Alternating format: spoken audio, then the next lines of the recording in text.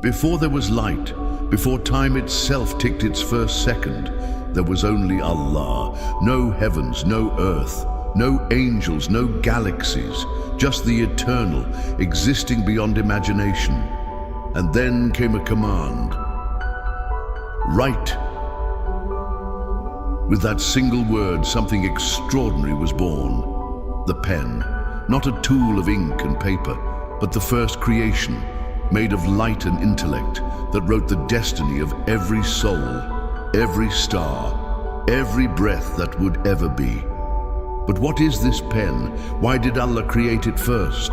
And what is the mysterious realm called Noon, where the ink of the universe awaited its stroke? You're about to journey into the unseen, where divine knowledge, cosmic architecture, and the world of angels unfold in breathtaking depth. Starting from the very first word ever written. In the beginning, before time began, before the cosmos stretched its limbs into the vastness, before light shimmered or darkness settled, there was only Allah, alone, eternal, absolute. No creation existed, no stars blinked in the heavens, for there were no heavens, no angels, no jinn, no man, no place, no time, nothing, just Allah, the ever-living, the sustainer of all that would come to be. And then, with divine will, Allah initiated the process of creation. The very first of all things He created was not a mountain or a star, not even the heavens or the earth. It was the pen, Al-Qalam. Not a pen of ink and feather, not a writing tool known to man, but a creation of light, of knowledge, of divine intellect. A being capable of hearing, thinking, and obeying. The Prophet Muhammad said, the first thing Allah created was the pen. He said to it, write. And it said, what shall I write, my Lord?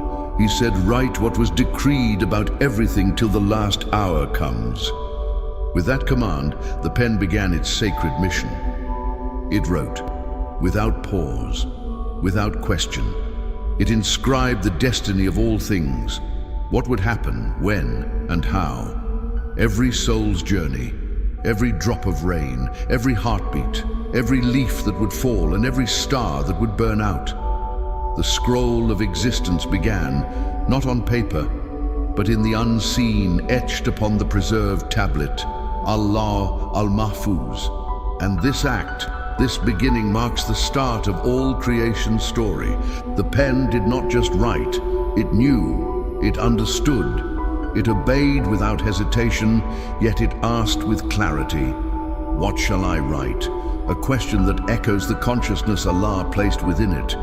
For this was no lifeless tool, but a creature born of divine command, made of light, assigned a purpose grander than the cosmos itself, a purpose that would shape reality. But what is the nature of this pen?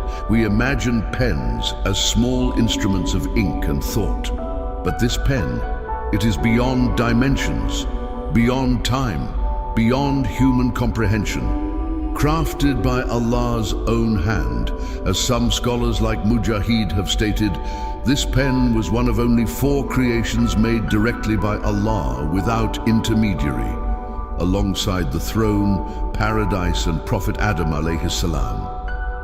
And yet, what does it mean to write? What does it mean to inscribe destiny before the existence of time, of space, of matter? This act of writing was not mechanical. It was intellectual. It was the first manifestation of divine knowledge unfolding into creation, as if the pen became the mirror of Allah's will, transferring what is known eternally into a form creation could reflect upon. When we reflect on this pen, we are drawn into the metaphysical. It is more than a symbol. It is the first intellect, the first creation to act, the first to obey. And in that, it is the archetype of consciousness, of understanding, of purpose. And so, the journey of existence begins not with matter or energy, but with meaning. And yet, the pen did not write on nothing. Just as ink needs an inkwell, the pen's knowledge was inscribed upon a cosmic vessel. And this leads us to the mystery of Noon, the mysterious letter that opens Surah Al-Qalam in the Quran, Noon, by the pen and what they inscribe. Scholars have long pondered the meaning of this cryptic opening. Ibn Abbas radiallahu anhu said that Noon is the inkwell, a vast space, a realm, a container of divine substance. If the pen is the intellect, then Noon is the space that holds potential, the divine canvas. Noon, then, is not merely a letter, it is a dimension. It is the womb of creation. Just as an inkwell contains the ink from which words emerge, Noon contains the particles, the possibilities, the spiritual essence from which all things would be born. It is the primordial space, a metaphorical place holding the ink of creation. Now imagine this through a modern lens. The inkwell is like quantum space, teeming with potential. A place where subatomic particles dance in unseen dimensions, waiting to manifest at divine command. Just as ink in an inkwell waits to be shaped into letters and sentences, the elements within Noon awaited the stroke of the pen. And when the pen began to write, what it wrote was not on parchment, but into the very essence of the unseen world, shaping destiny into reality. In this sense, Noon can be seen as the first substance, not physical in our sense, but foundational. It is the medium through which the pen's decree found form. If the pen is the intellect, the mind of creation, then Noon is the heart that holds the knowledge, the medium of divine creativity. This pairing of pen and Noon, intellect and space, command and substance, illustrates the balance in Allah's creation. The pen imagines, the Noon enables. One creates the idea, the other receives and shapes it. And within this mystical pairing lies the secret of existence.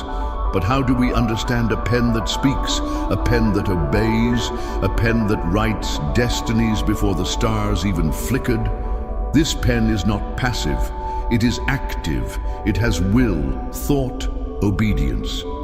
And this suggests something remarkable, that the pen is not just a creation, it is a being of immense intellect and awareness. Our own minds echo this structure. The way we imagine, how we form thoughts, how we convert imagination into language. These are but shadows of the pen's initial act. The pen is the archetype, the first intellect from which all other intellects flow. And our human minds too are created from the same light, capable of imagination, understanding, and writing. Just as Allah imagined the universe and brought it into being, so do we imagine, create, and shape from our minds. But while our creations are limited, Allah's are absolute. Some scholars even said man was created in the image of Allah, not in shape, but in capacity. We imagine, we write, we create, just like the pen. But Allah's imagination gives life. Ours only simulates. When the pen wrote, it didn't just write events, it wrote essence, it wrote reality, it wrote the order of galaxies and the flutter of wings, it wrote the blink of an eye and the thunder in the skies, and its ink, divine particles, cosmic truths, elements of light and destiny flowing like rivers into the structure of the universe. This is why scholars like Imam Maibudi describe the pen as being created from light, a pen of light writing with ink of light on a tablet of light. And what is light if not the medium of vision? The pen was not only the first intellect, it was also the first sight, the first vision, the first expression. As we examine this even deeper, we come to the realization that the universe itself reflects this structure. Light, intellect, imagination. The pen wrote all this into being, and yet what we witness is just a small glimpse. What we understand is but a drop in the ocean of divine wisdom. The light from which the pen was made is not the light of our sun nor of stars. It is a divine light, Nur, unperceivable by the physical eyes. It is from this light that Allah created the pen, and from the pen He unfolded the rest of creation. It is no coincidence that in Surah An-Nur, Allah describes Himself as the light of the heavens and the earth. This light is not just illumination, it is knowledge, presence, and will. So when we speak of the pen, we are speaking of divine knowledge in motion, of will given form, of the first act of creation, not made with hands but with command. Be, and it was. From this cosmic pen flowed reality. From noon came form, and from this union, the canvas of creation stretched across eternity. In the unseen world, knowledge is not just stored, it is alive, it acts, it obeys. And in that sacred moment, before time, before angels, before paradise, before even the earth, the pen received its command, and it wrote. It wrote every breath you've taken, every joy, every test, every whisper of wind and every burst of thunder. It wrote your story and mine. It wrote it all. And it continues silently, unseen. Before the earth had a shape, before the stars adorned the night, and before the sky had tears, there existed a vast, limitless expanse of divine presence. And above it all there was the throne, Al-Arsh. Suspended above the waters, it rested, magnificent and incomprehensible, a symbol of the divine authority and absolute sovereignty of Allah. The Prophet Muhammad once said, "There was Allah, and there was nothing else before Him." His throne was upon the water, and from that celestial vantage point, the will of the Creator began to unfold. From that lofty height, creation descended layer by layer. But even before the heavens and earth were formed, even before light and darkness were distinguished, Allah had ordained every detail, every measure, every law of existence. In a hadith found in Sahih Muslim, it is narrated that Allah ordained the measure of all things 50,000 years before He created the heavens and the earth, and His throne was upon the water. This was no passive planning. This was deliberate divine decree, suspended in a realm beyond time. The throne is unlike anything our minds can truly grasp. Made not of wood or gold or gem, but from a mysterious red substance known as yakut, a crystal-like creation that has no equal in our universe. Its span, it stretches across a distance equating to 5 million years of travel. But even this description is only an attempt to understand what lies far beyond the capacity of human perception. We are told not to imagine the throne in the shape of earthly thrones, for it is a reality that defies all analogy. And below this magnificent throne rests the kursi, the divine chair. While many mistakenly conflate the kursi with the throne, the Prophet made it clear that they are distinct. He said, "The 7 heavens and the 7 earths compared to the kursi are like a ring thrown in a vast desert, and the kursi compared to the throne is like that same ring in the same desert." Imagine it. The kursi, already far greater than the entire observable universe, is itself dwarfed by the immensity of the throne. The kursi serves a distinct purpose. It holds the knowledge of Allah, encompassing all that has ever been, all that is, and all that will be. It is the seat of divine decree, the center around which the cosmos turns. According to Hassan al-Basri, the kursi is the repository of Allah's knowledge, extending over the heavens and the earth. Everything we know, the stars, the galaxies, the physics of time and matter, all of it exists within the scope of the kursi. It is a cosmic control center, yet even it submits to the grandeur of the throne above. The throne is not suspended without support. It is carried by mighty angels, creation so immense that the distance between their earlobes and their shoulders is said to be a journey of 700 years. These beings are not ordinary angels. They are the bearers of the throne, the most honored of the heavenly host. And on the day of judgment, the Quran reveals, 8 of these angels will carry the throne of your Lord above them, a testimony to the might of the unseen world. Between these bearers and the angels who carry the kursi are 70 veils, 35 of light and 35 of darkness. Each veil is the thickness of a journey spanning 500 years. And it is only because of these veils that the light of the throne bearers does not burn the kursi bearers. Such is the separation, the hierarchy, the sanctity of the divine architecture. But the throne does not only signify power, it also responds to the servants of Allah. When Sa'd ibn Mu'adh, a beloved companion of the Prophet Shu, passed away, the messenger said, "The throne of the most merciful shook at the death of Sa'd." What does it mean for the throne to shake? Scholars explain this as an expression of divine joy, of welcoming a soul so dear, so righteous, that even the bearers of the throne descended to greet him. The cosmos rejoiced in his return to the Creator, and beneath the throne lie things unimaginable. There are the inscriptions written on its pillars, words only known to Allah.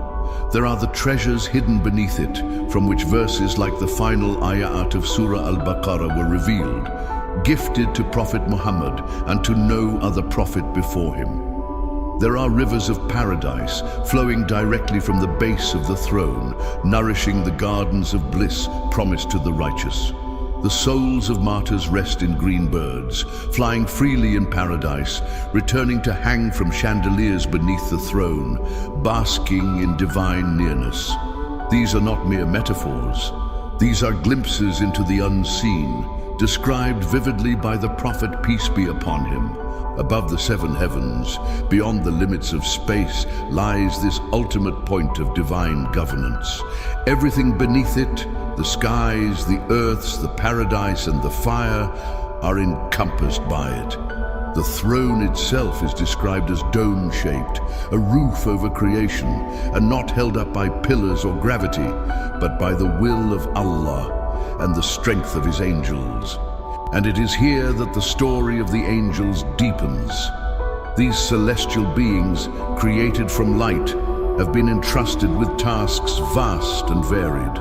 Some praise him endlessly, some record every breath of humanity, and some, like those around the throne, are consumed in glorifying their Lord, echoing his majesty without end.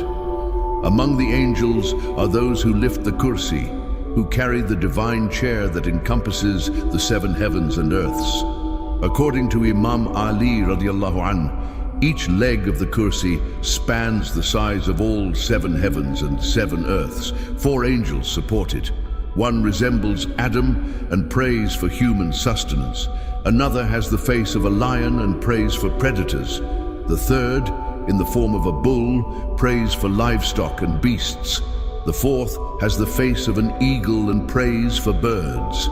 These forms are not symbolic, they are functional, representing their duties and the balance of life they help maintain through divine decree.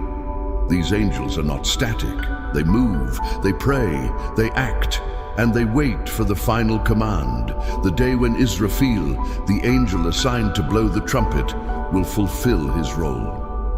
For now, he stands at the ready, eyes fixed upon the throne, waiting for the slightest signal.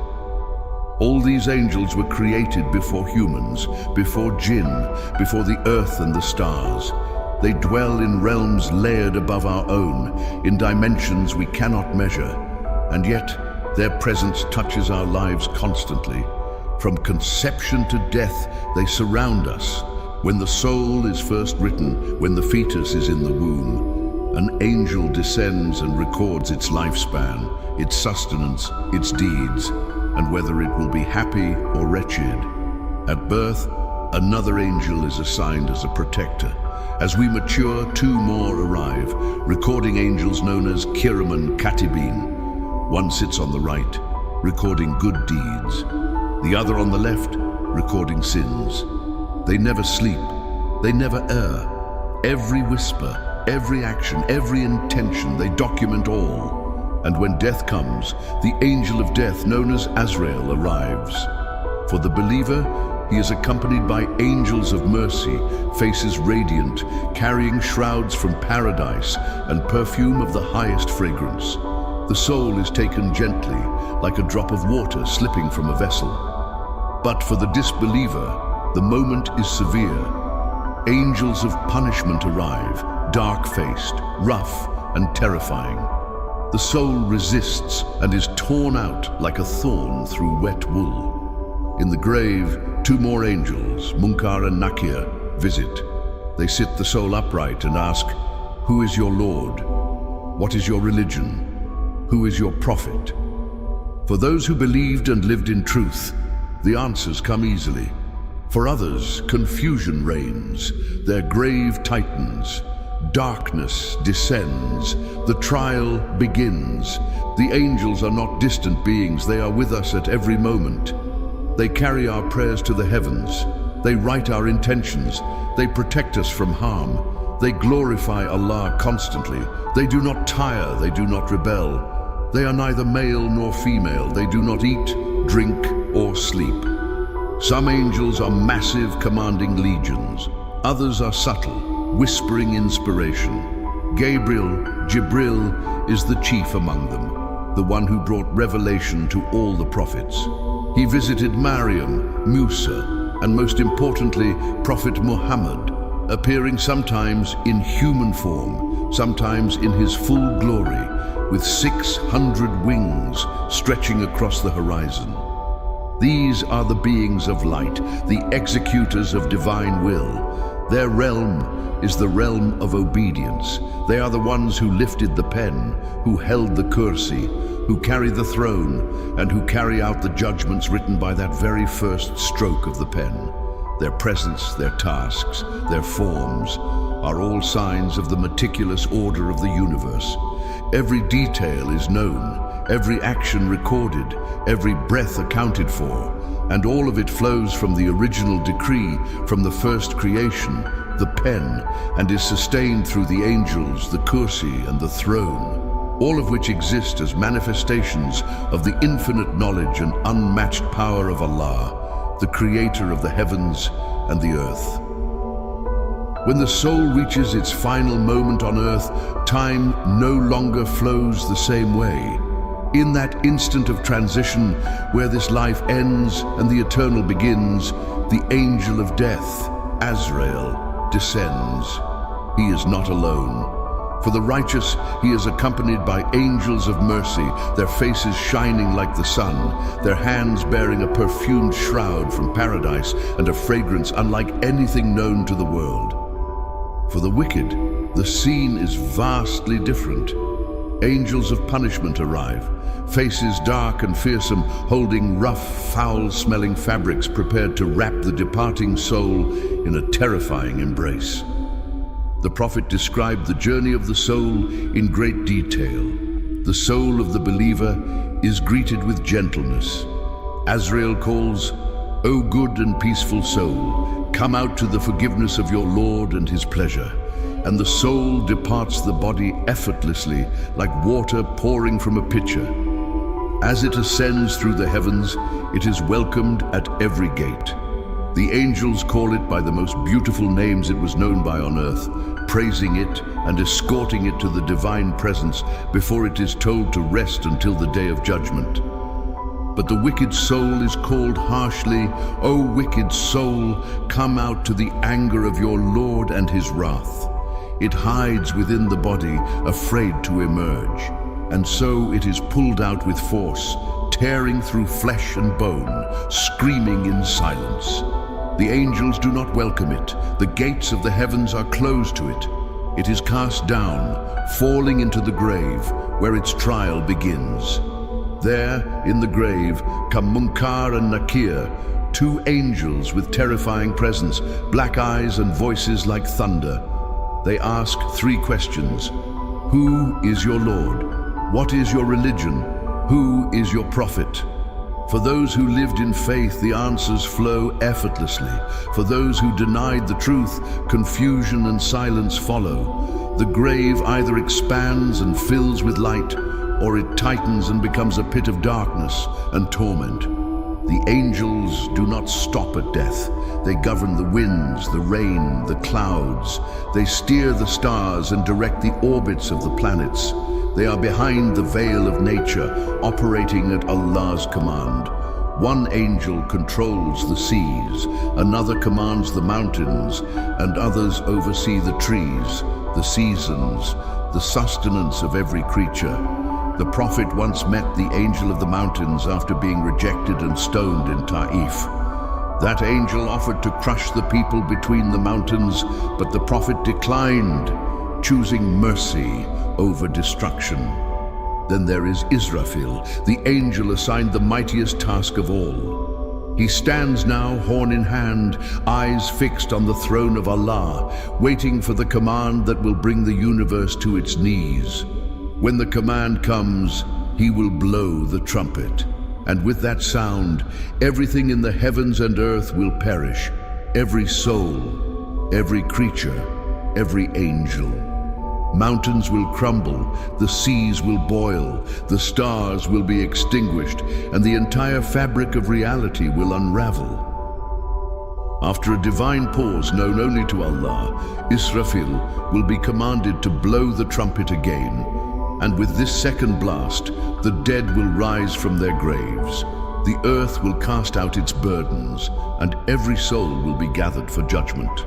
It will be the beginning of a new existence, a life with no end. The Prophet described this day as one of unimaginable magnitude, where the sky will split and the stars will scatter, where mothers will forget their children, and every soul will stand alone before its Creator. It is on this day that the throne will be brought forth, carried by 8 mighty angels. It will cast a divine shade, the only shade on a day when the sun draws near. Only those favored by Allah will be permitted to stand beneath it. Among them, a just ruler, a youth who grew up in devotion, those who loved each other for Allah's sake, and the one who remembered Allah in solitude, his eyes overflowing with tears. But where do the angels come from? How do they reach earth? The Quran speaks of doors in the sky, of pathways used by these celestial beings. In Surah Al-Ma'arij, Allah says, "The angels and the Spirit ascend to him in a day, the measure of which is 50,000 years. This is no metaphor. Angels traverse vast distances in mere moments, moving through dimensions and realms that science only begins to dream about. The Prophet once witnessed a door in the sky open that had never been opened before. An angel descended, one that had never descended before, bringing glad tidings. The skies are filled with such doors, entrances and exits through which the angels flow. Some paths are used for revelation, others for taking souls, others still for descending with mercy or punishment. Scientists speak today of wormholes, portals, and dimensions beyond the physical. The idea that beings can enter our world through unseen pathways is not new to the believer. For centuries, the Quran and Hadith have described angels moving faster than light, traveling across realms with divine ease. Some scholars even compared these pathways to folds in space-time, unseen corridors connecting the divine to the temporal. These angels see things we cannot. They exist in a spectrum beyond human vision. The light they are created from is not the light we see. It lies outside the electromagnetic spectrum. No telescope can observe it, no machine can detect it. They are made from nur, divine light, and they move at the speed of will, unrestricted by time, gravity, or matter. Every moment of our lives, angels are at work. Some protect us from harm, guarding us from dangers we cannot perceive. Others carry our prayers to the heavens. Some record our deeds, never missing a word, never forgetting a sigh. They are our silent witnesses, our companions, our protectors, and ultimately those who will either greet us with joy or turn away in sorrow at our time of death. Above all, they serve Allah with absolute obedience. They do not question. They do not err. They glorify him night and day, without fatigue, without pause. And among them, the mightiest are those who serve near the throne. From the first moment the pen inscribed destiny to the final breath of every creature, from the bearing of the throne to the descent of revelation, from the shaking of the earth to the opening of the skies. The angels are there, witnesses to creation, executors of decree, bearers of light and justice. The universe is not chaotic, it is not aimless, it turns, it flows, it breathes, because of a divine architecture upheld by angels, governed by command, measured by knowledge. Every orbit, every breath, every drop of rain is accounted for. And when we look to the sky and see nothing but clouds or stars, the believer knows beyond that veil is a realm of order filled with angels, awaiting the next command of their Lord.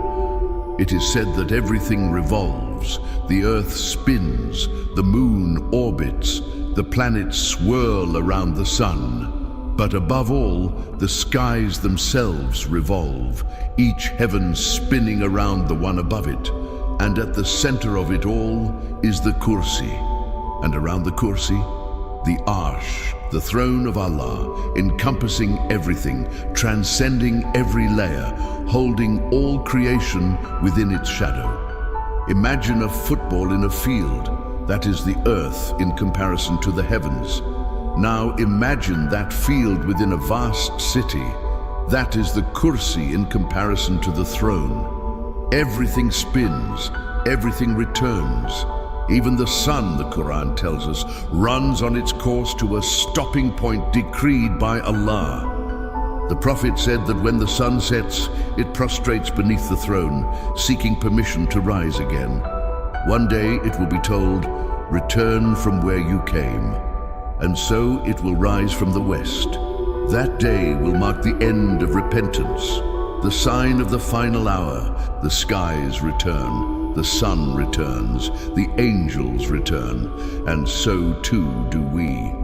Everything created returns to its source, to the one who created it, to the one who wrote it, to the one whose pen began the story and whose throne holds the final chapter. And beneath that throne is inscribed a sentence that governs all things: my mercy prevails over my wrath. A declaration from the creator of existence, reminding us that beyond the grandeur, beyond the might, beyond the veil of angels and the architecture of the cosmos, there is mercy, endless, unmeasurable, divine, and it awaits all those who seek it.